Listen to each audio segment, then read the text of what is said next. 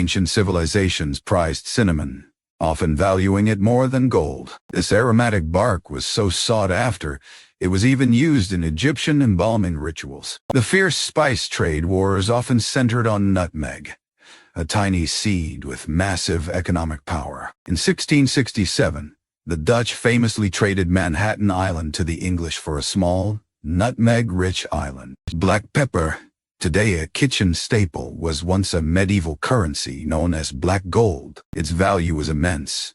During the Visigoth siege of Rome in 410 AD, 3,000 pounds of pepper were demanded as ransom. Saffron, the world's most expensive spice, comes from the delicate stigmas of the crocus flower. It takes nearly 75,000 hand-picked crocus blossoms to produce just 1 pound of saffron. Vanilla beans, another costly spice, are still predominantly hand-pollinated, a labor-intensive process. From ancient rituals to global trade, spices have profoundly shaped human history and taste.